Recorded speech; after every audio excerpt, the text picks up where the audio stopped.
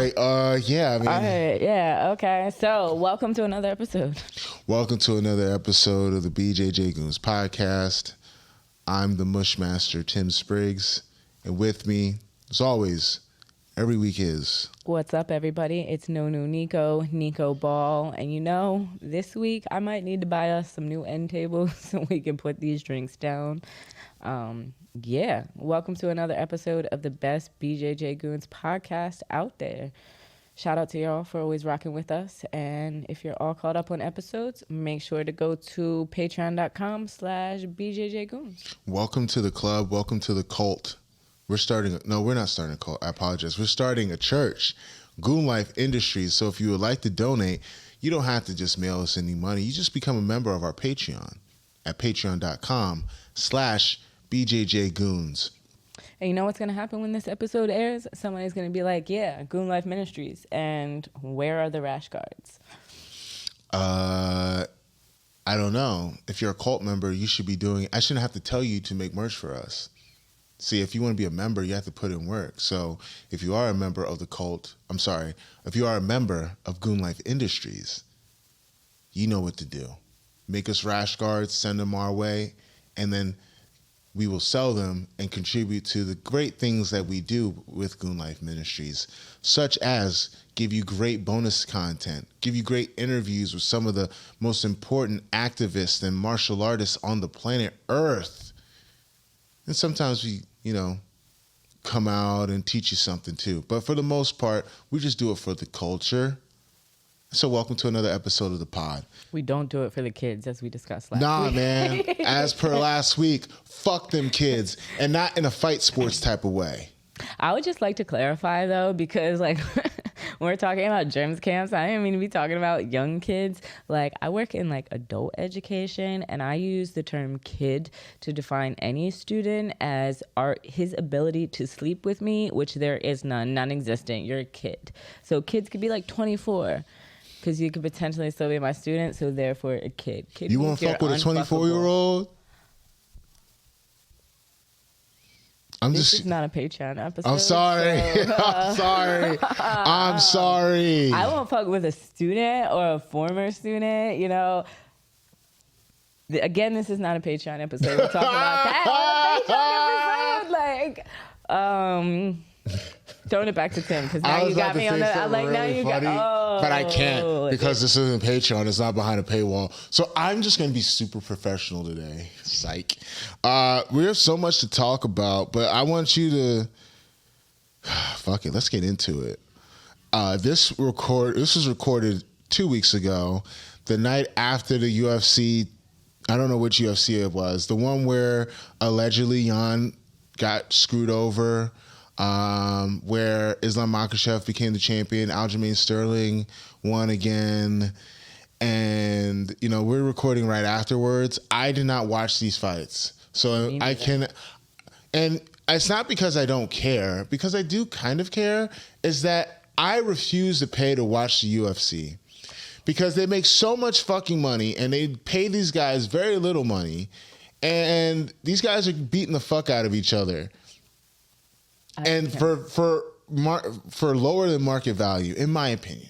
Now, if they were members of the Dystopian Fighting Championship, which I mentioned in a previous episode, if you don't know what I'm talking about, shame on you, because if you're a member of Goon Life Ministries, it's your duty to watch every single episode of the podcast, dating back to before we had good sound equipment. But if you do listen, you understand that the Dystopian Fighting Championships pays out handsomely. We do allow our competitors to fight with PEDs in their system. We do have animal fights. I always want to know if a lion could beat a tiger. I always want to know if a hippo could fight a bull shark, who would win, But I refuse to pay to watch the UFC. With that being said, if you guys have a link, please hit me up at Tim Spriggs BJJ on Instagram or Facebook, or on Twitter at MushmasterWins. We did not watch the fights. We do know who won. By now, you probably know who won. I would just like to say, first of all, I do pay for UFC Fight Pass when the time comes, although you reminded me I need to cancel it because I got it for Sadiq's fight.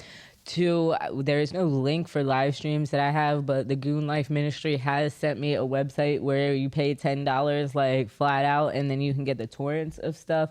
They sent me, it was Hida. I need to stop pronouncing his name like it's Brazilian. Rita.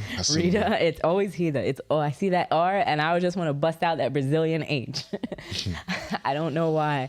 And I did not save it, so I definitely have to go up through my DMs and pull out that, because torrents still exist, ladies and gentlemen, and you can get all of the fights. This was a Flow grappling fight, and it was super high level quality.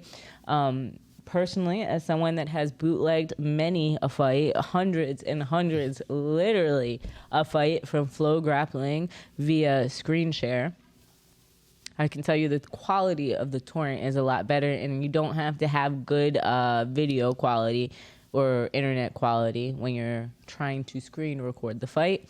And I'm trying to say that all very slowly, so like you know how to bootleg your stuff off of Flow Grappling as well and share it with the community. QuickTime, screen share, live, or the torrent site. See, that's why you need to become a member of Goon Life Ministries, because we look out for you. We love you at Goon Life Ministries. Mm-hmm. Isn't it so great? You mentioned a Brazilian H, correct? Well, let's talk about a Brazilian F, as in for fascist. Because I just saw a picture of a lot of Brazilian combat sports dignitaries posted up with noted BJJ fascist Bolsonaro. Did you see this picture, Nico? I did. I didn't realize it was recent. Oh, it was recent. I thought it was just like you were sending it to me because like, oh, this popped up too. And I know we were just talking about it. I didn't realize it was. Oh, this is recent. So if you, as a member of Goon Life Ministries, you should have listened to the episode where we talked about BJJ fascists. We don't got to tell you how much of a piece of shit Bolsonaro is. But apparently, some of your favorite grapplers don't even care. Or fighters. So we got Big Nog, Fabricio Verdum, Shogun, Jose Aldo, Cyborg, and Marcus Buchecha posted up with Bolsonaro. It's so hard. I also this week saw that Haide, I forget his last name, but he is the co-founder of Novo União. He actually lives in the North. He's a Bolsonaro supporter, and the owner of Cavero Kimonos is also a Bolsonaro supporter. And like not only that, but like Bolsonaro supporters, excuse me. It's allergies. I've never seen a Lula supporter posting like crazy stuff on social media, but Bolsonaro supporters just go out there with this rhetoric that is so aggressive and so violent, talking about if it's not Bolsonaro, like everybody else is supporting criminals and this and that. And Bolsonaro has had a very aggressive tactic against, going into favelas and exterminating people, like innocent people, in, the name of ending crime and drug trafficking. So it's just interesting to see the extremes of these people, and I just don't understand. Like, we hate Trump here, but the extremes of the Trump supporter, are they the same? Now I don't even know. I think Trump supporters are dumber, and that's the problem. I think you hear more vocal things, like intelligible vocal things, from Bolsonaro supporters on the social media. Now, who do you think is more violent? Do you think the Bolsonaro, I'm assuming won, right? Bolsonaro has tanks, and Trump can't do that. No, I'm very confused about the Brazilian election. So apparently you vote multiple times until you secure enough of a majority. So Lula won in the majority, won the last election, but not with a big enough majority. I think it has to be like a full, I don't even remember. It's a certain percentage he has to win over it. So he didn't win enough of the percentage, so there will be another election in December. All right. It's really weird and convoluted. So if the guy has tanks, right, and he lost round one, what's to keep him from just shooting shit up and going into towns that voted against him? I mean, because if you die, you can't vote. Because he's still president, right? So he could essentially just be like, oh, they voted where? Bet. and then they just air that bitch out, and then he wins. I mean, they basically do things like that with like operation and cleansing of the favelas and moving voter districts, things like that. It's really weird. It's hard to kind of explain if you don't know what it's like in Brazil. Like, if you don't know what it's like to have a president that's elected when he says to kill people. Like, I've been very traumatized this week by a video that came out of DC police going to arrest somebody, and they take him, and there was a fence, a spiked fence. Not like a flat fence. Ooh. They take him and they slam him against it, and they break his back. He snapped backwards that way, and then they threw him on the ground. And like, I never before have I wished, like, have I been so grateful for the screen on Instagram that says this is sensitive content, because like I can't stand to watch that video. Like, that's really bad. But in Brazil, it's fucking systemic. Like, they go in with M16s and tanks into a neighborhood. They lock it down so you can't get in or out. If it's really bad, like if there is a gang presence, and in gang presence, like, you know, this is why we have like SWAT to go in and like without everybody dying. Like, they don't have that finesse, so like they go in under the attempts to like diminish like this gang presence, but it might not necessarily be a threat to the community. It might be like in Elite Squad, like, which is why I always recommend that movie. Like, the Pope is coming to Rio, and the Pope wants to stay in a very specific place. That place is next to a favela, and they say you need to go in and exterminate everybody so that Pope doesn't hear a fucking thing when he sleeps. And that was the name of the operation. You know, like, Elite? Yeah. So that's a fucked up movie. That's a real thing. So like, when Brazilian supporters are going out against Trump, like, they're going out against, you know, like, operations where you go through your neighborhood and there are bullet holes like the size like of a golf ball. And I know there's so many people that die on the streets of DC like every day, but like, to have that coming straight up, not from your ops but from the government, it's scary. And it's hard to like fathom from an American perspective like how absolutely fucked up it is in Brazil. And it wouldn't be as bad if like they weren't so extreme in it. Like, Trump, I always said about Trump, Obama didn't help me and Trump isn't going to hurt me. And he didn't. But Bolsonaro is actively hurting people, like, on top of like denying vaccines, like having people go out and taking the wrong medicine like Joe Rogan did. Like, more people are a lot more reactionary to it. And like, that is why we made that episode on the like this topic, and we brought this up because I know like you might be like, oh, last time they were talking about Kanye and this time they were talking about this, but it was a BJJ practitioner from Brazil that asked us to speak on this and the importance of it and like the influence that it has. Because again, just like gym tramps, and this is my thing, these damn fucking kids look up to, sorry for like being in your personal space. No, it's fine. They look up to Aldo and Nogueira, so it's so much scarier. It's scary when it comes from Bolsonaro, because you could be like, oh yeah, he's in the politicians, like these kids from the favela that want to be Leandro Lo, they don't look up to him. But like, imagine if Leandro Lo was a Bolsonaro supporter. I know so many people that look up to him. Like, that would be scary. I'm really disappointed in the bootlicking by these dudes. I believe Jose Aldo grew up in the favelas, correct? Yes. So he's like a black Republican. He turned his back on the favelas. That's fucked up. For all he knows, one of his homeboys that he grew up with one day could be where they grew up. The cops come in and just air that bitch out, and his friend dies, but he has no solidarity for where he came from. It's really crazy that Buttigieg is in this video or in this picture with Bolsonaro when his homeboy got clapped by a cop that was off duty that just got away with killing someone before, doing extrajudicial violence on someone. And the person that allowed for this to happen just by them being in power and not doing anything about it, Bolsonaro, you're taking a picture with this man, and in a way, in a roundabout way, Bolsonaro is the reason why Leandro Lo died, because he created the circumstances in which that shit was okay. Definitely did. So, seeing that, he's kind of a sellout too. And it's not like they're being held against their will. It looks like they're having a really good fucking time.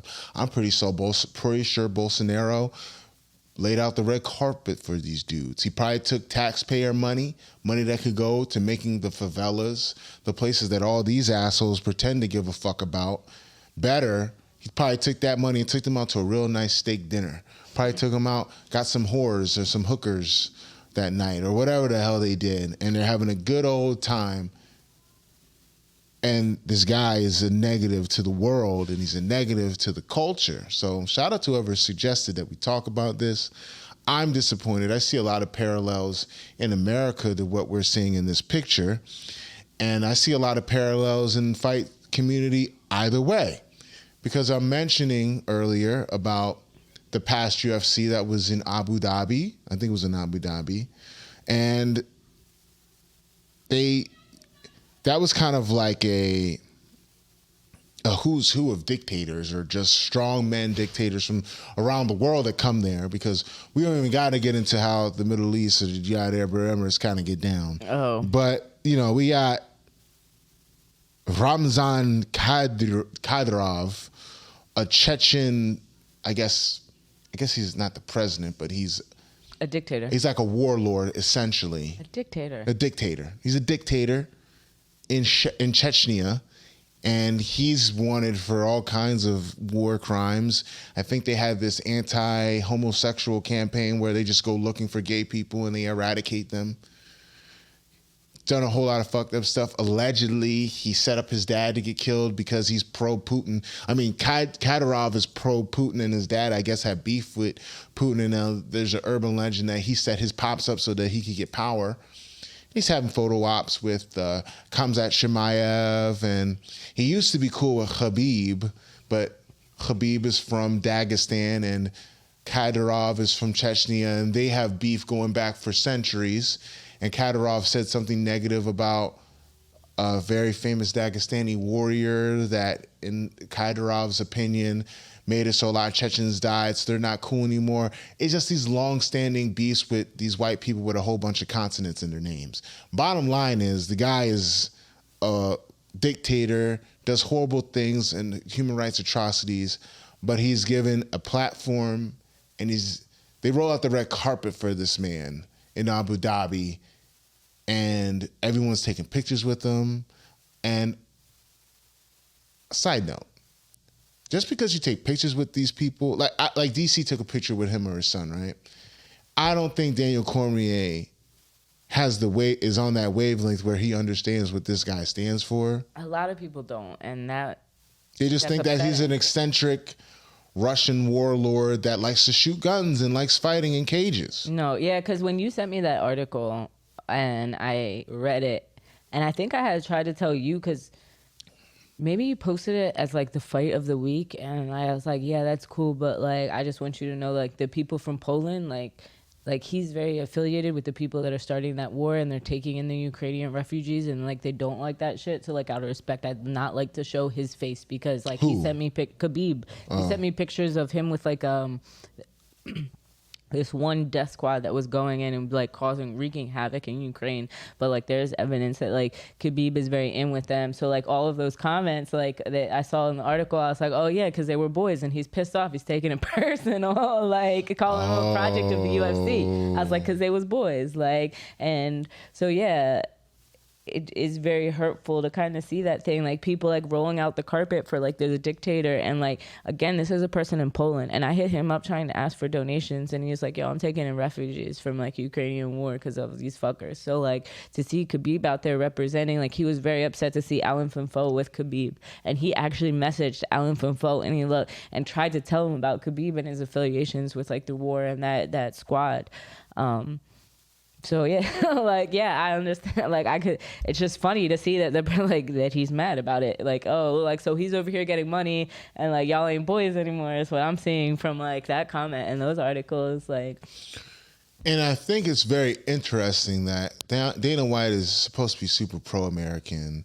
He was very patriotic when Donald Trump was president, but at the same time, he's opening up his doors and giving red carpet VIP treatment to someone that is involved in a conflict that goes against the United States. By pro-American, you mean pro-capitalism? Pro-capitalism, pro-fascism. So then there you go. Why there's no confusion? That's like I just wanted to make the correlation, but you beat me to it. You beat me to it. Okay. It's pretty nasty seeing that, and it's and they're making connections with these people that, yeah, they're fans of the UFC, but man, that's how nasty capitalism is. There's no principles.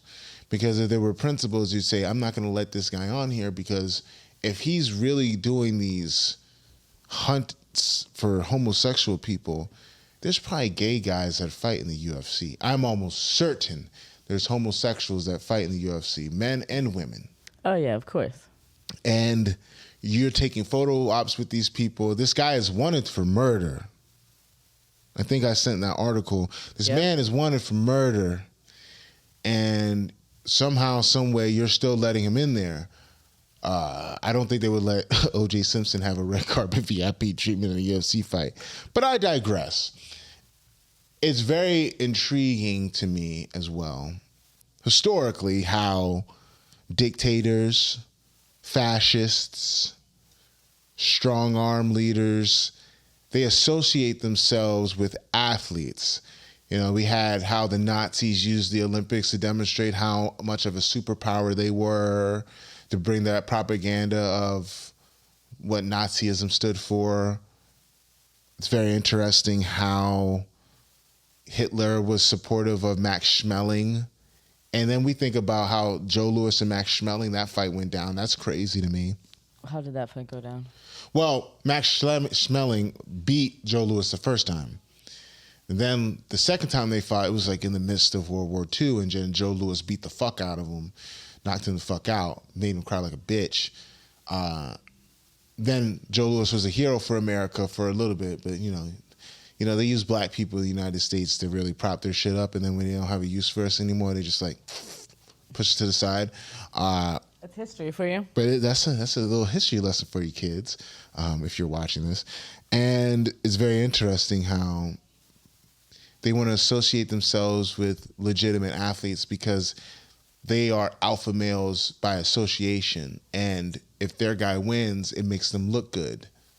And then as soon as the guy loses, which is typical with narcissists, dictators, evil people and the like, once you're used up, they don't need you, they don't find you useful anymore.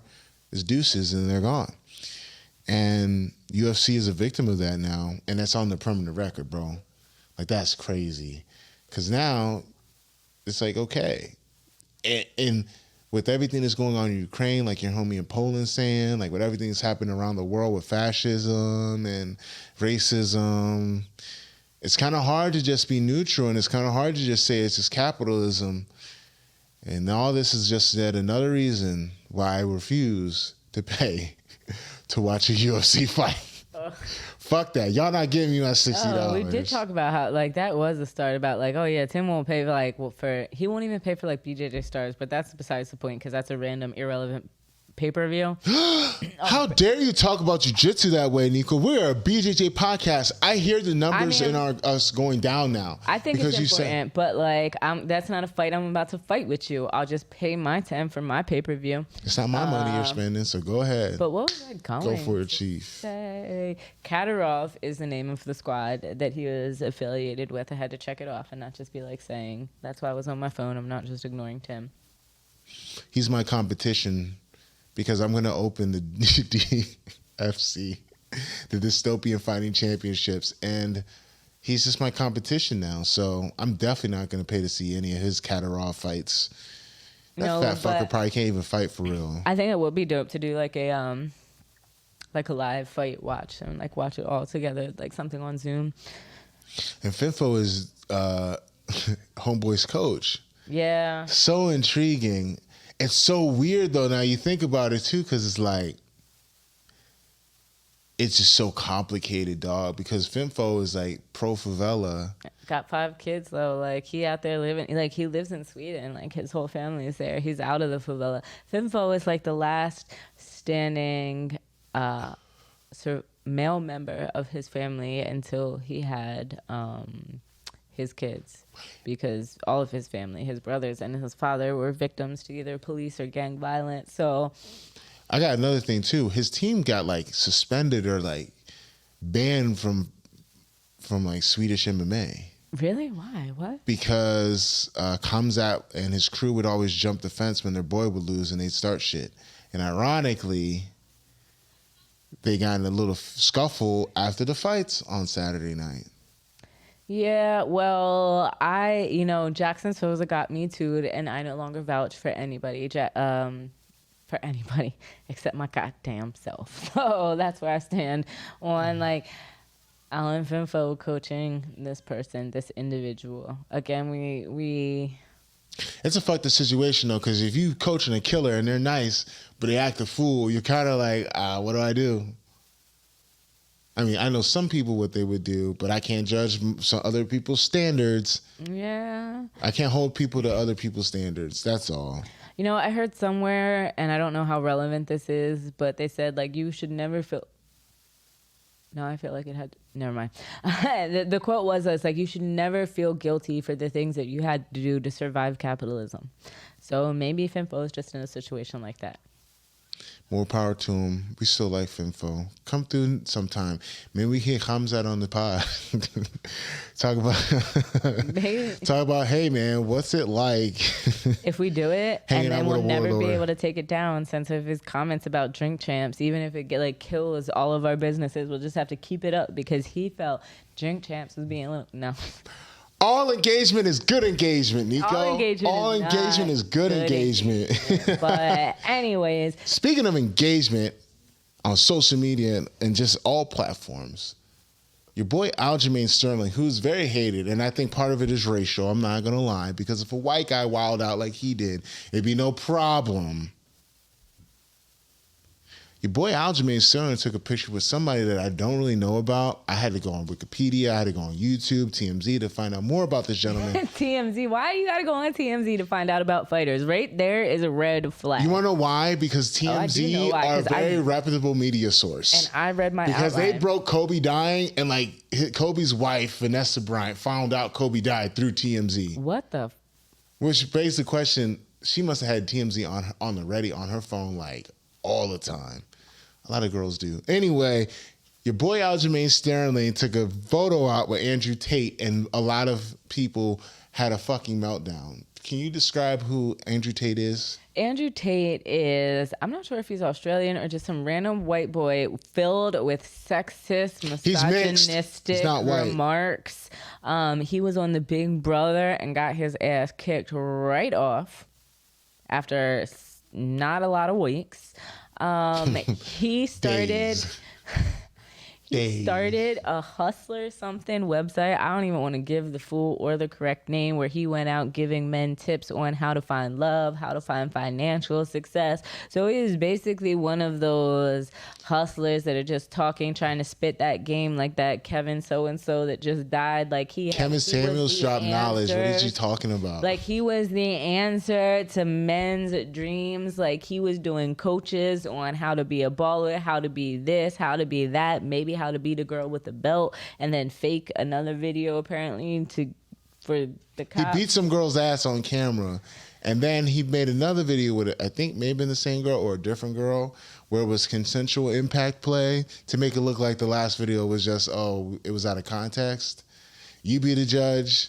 I don't even want to say it's impact play because you're taking away. I don't even think he's part of that community. He was just beating the shit out of some girl. And when it is consensual, we do call it impact play, but he's just he's just wild. He's very toxic. And then what scares me even more is I was trying to look into the justifications for why he would post. Do you want to drop that part before I talk about what? Man, Aljamain Sterling was what happened? Why we're talking about Tate and because Aljamain Sterling fight week in Abu Dhabi, man, I feel like all the dirtbags go to Abu Dhabi. I'm gonna say this for the Patreon, but there's a reason why dirtbags go to Abu Dhabi. I'm not gonna say it on here because we might get because you can all imagine it. Now you just did dirtbags in Abu Dhabi, Hey man, all I'm gonna say is this: what happens in Abu Dhabi stays in Abu Dhabi. None of that shit stayed in Abu Dhabi. Tim, you lying and shit. You're about to tell us what happened in Abu Dhabi, Tim. Well, what happens in Abu Dhabi stays in Abu Dhabi unless you pay us $5 for the Patreon membership. We ain't on Patreon. Oh no. But no, this happened in Abu Dhabi too. We just seeing the pictures that happened in Abu Dhabi too. He took a picture with him. People got mad, and Andrew Tate Aljamain Sterling was he didn't beat that girl. It was made up. It was fake. He was going hard defending this man. Hey, man, I wish my homeboys could defend me like Aljamain Sterling was defending this complete fucking stranger. But maybe Aljamain watches his videos and looks up to him. But wait, what did Aljamain, like, because that's what I didn't get, because I was looking up. So basically, they went there. I'm not sure if he explained everything that happened that we were mad about. Like, he went there, there's a picture of him, and he was like, all, like, the OGs, good guys or whatever. But then, like, he made a post. I was trying to read his explanation for it, and it was like unintelligible. Like, I couldn't really understand what he was trying to defend. Or he's like, I didn't agree with what he was saying. But like, yo, if you posted a picture, there's 4 pictures, 2 of them were with Tate, 2 of them with some other dude, and you're talking about OGs. Like, nobody said you stamped on what he said. We said you took a picture, a selfie with a dick. Like, so that's what confused me about the situation. Dude, he has to know that his track record, Joe. Like, I know he has to know. But then we're talking about, like, was it this episode or that other episode? People don't know. Like, people are just really, like, caught up in everything they see on social media. Like, I've been doing this thing recently. Like, Vlad TV posts a lot of stuff. Like, Thugger, who's in jail, apparently sent a message to James Harden, and I was like, oh, that's kind of sports related. Let me see what was up with that. And I saw it on Vlad TV, and did I go to Vlad TV and click that link in the profile? Fuck no. I went to Google, and I tried to find it on a reputable news source to see if it was legit, and it happened, but there was no reason it should have been in the headphones. Like, messages from jail, they happen a lot. Tweets from jail, they happen a lot. Cooking shows on how to make fire and cook your food on a bed, they happen a lot. Why the hell do I care that Thugger told, like, James Harden, like, yo, get that ring? And then James Harden tweeted back, yeah, bet, twin. Like, so that I feel is like what led to this dude just taking a picture with Tate and that just like not giving a fuck. Like, okay, we're here at an event, like he's a fellow employee, I'm just gonna take this picture because, you know, it's easy to just like gloss over shit. Yeah. You just said a lot right there. All I know is that Andrew Tate got banned from YouTube for being a misogynist, just being a douche. He got deplatformed, but people still love him. And he's still going to make a bag because there's so many incels, so much toxic masculinity. Yo, like, you has no faith in the world. You're killing I have no faith in the world. We are on a very dark timeline. That last episode, we are on an extremely dark timeline. Still going to make a bag. But, like, yeah, what I don't understand is why, like, he could be so dumb as to post that picture. He's like, not dumb. He just doesn't give a fuck. Here's the thing, Nico. I don't think you understand. People do not give a fuck about public opinion as long as their needs are met. All right? And I just have so many fucks to give. It's very hard. You give so many fucks, like, and I appreciate it, and we need more people like that. The children. But what about the children? You know what the thing is? The children know that we're fucked. I'm around young people. I understand what they think, and they know that we're fucked. They know. They knew. Like I knew. Kids still dream of fighting in the pyramid, of being world champion. They have shiny They do. Hope. They have as hope. Shiny as the gold medal that will buy them absolutely, positively nothing. You know why? But because they know. Because net. Kids nowadays are smart. They know. Well, you know, the adults in the room have ruined our future, so we might as well have a good time and learn how to defend ourselves and go to the pyramid and enjoy ourselves. Because when we become adults, we have to deal with horrible human beings that have control over our lives. So we might as well have a good time. And they're doing a positive thing, which is learning how to defend yourselves. Because when society goes to shit, you're going to have to learn how to fight. That is so true. And young ladies, you're going to have to learn how to defend yourself because your peers are listening to Andrew Tate and will definitely vote for Trump in 2024 or Kanye in 2024. And you're going to have to fight for your rights of body autonomy one way or another. So ladies, you're going to have to learn how to fight, preferably jiu-jitsu, because they're going to try to grab you up and do things that you don't want to do. So you need to learn how to fight. And there's going to be a lot of Andrew Tates here. And if a guy has Andrew Tate on his phone, do not date him. Run. Do not walk away from that weirdo. But Nico, I have no faith. We're on a very dark timeline. And guys like Aljamain Sterling, guys like Hamzat, guys that take pictures with these dictators, they do not give a fuck. You want to know why, Nico? Because the horrible people have all the power. How do you think they got all the power? By being horrible people. And they typically win. Like, horrible people win a lot. Like Aljamain won, he beat up a one-armed TJ Dillashaw, who's also a horrible person because he's a cheater. But, you know, I take solace in the fact that I won't have to pay to watch horrible people beat each other damn near to death and give each other irreparable damage. So hopefully they don't reproduce that much and be birthing more horrible people. So that's the silver lining in all this tragedy. Any questions for me this week? Because last week you had a question for me. You got any other good questions? Damn. You say I don't care about the kids. I care about the kids. I don't lie to y'all. That's the difference between me and everyone else out here. I don't lie to y'all. Go ahead, Nico. My last question would be, do you have a therapist you would recommend after like bringing Hell no. If I had a good therapist, you think I would talk this way? Or maybe I have a really good one and I'm just open with just how horrible humanity is. I have accepted it. I'm stoic. You talk about stoicism and being zen. This is stoicism just spewing out of me because I understand the circumstances of which I am. But Okay, I think that is truth going out of you. I'm not sure if it is exactly stoicism, but again, it's all about having a platform. And like, as we finish up this episode, I'm just thinking of like, we say, and we are the best BJJ podcast that is out there. And I compare us to like maybe like the BJJ mental minds, and they're really going out and they're looking for this library of all of this information, this intellectual insight on these different techniques from these different people. And that is just not us. You know, we are two people that do jujitsu, that love the culture, that are trying to guide you through your journey. Yeah, we don't do that nerd shit over here. I mean, like, we will promote it. Like, we will promote it, but there's no point in, like, doing it the same thing. It's like, I wonder. It's not my thing. It's not how I learned. Like, that's why I always like BJJ Hacks, although I really need him to leave Austin, Texas to get some content of something else that's not, like, Austin, Texas. Speaking of horrible really places with horrible people... That's fucking with you, Nico. It's a joke, guys. It's a joke. Horrible. Yeah. Austin kind of does suck. Leave there, but yeah, I forgot where I was going with that because we were talking about horrible places. Yeah, just guiding you. Yeah, we're talking about it. I'm here to support you because I know a lot of y'all are living in the Bible Belt or some random ass places, and it can be a struggle.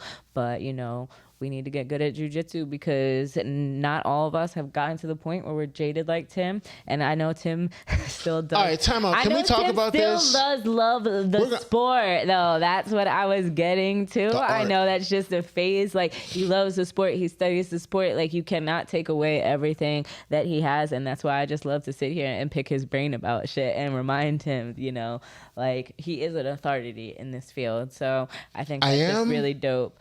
I don't feel like it. If you let people tell it, and that's just that thing. You don't have to fucking feel like it. I'm just gonna sit here and ask certain questions and whatnot, and that would just be it. Like, I realize. Do you have a question? No, like I'm just saying that is the essence of the podcast. Like, I realize as interacting with you as you don't see that as like an authority over the field, but like.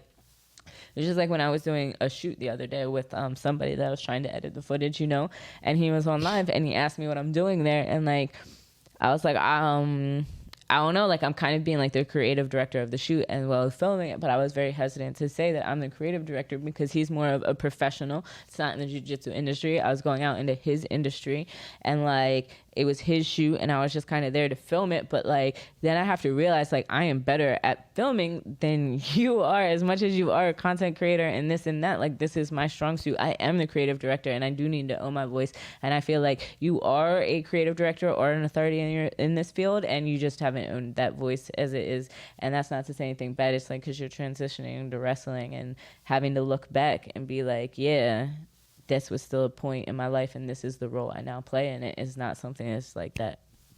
No, it's not. So that's what, yeah. That's what I was saying. So I don't mean to keep going in on you and saying you're jaded all the time because I know, like, you know, there's still love there. Yeah, I guess you could say that. Even though you won't express it, like there's a thin line between love and hate, and like you do. I don't know if other people say that or like you like sometimes there are things that make you mad, but I know like under like that's just frustration and there is a lot of love. Oh, I can tell you that, and I can tell all you guys watching that, but unless you're a member of Goon Life Ministries, you're just gonna have to become a member and join our Patreon at patreon.com/BJJGoons. Nico, where can we find you? Follow me on Instagram at no_new_Nico. That's no_new_Nico. And if you're trying to learn that Portuguese for some jiu-jitsu, slide down to Brazil. Go to Portuguese4BJJ.com. That's Portuguese4BJJ.com. You can catch me at Tim Spriggs BJJ on Instagram or Facebook, or on Twitter at MushmasterWins. On behalf of Nico Ball, I'm the Mushmaster Tim Spriggs, thanking you for watching another episode of the BJJ Goons podcast. Until next time, peace. Peace, y'all.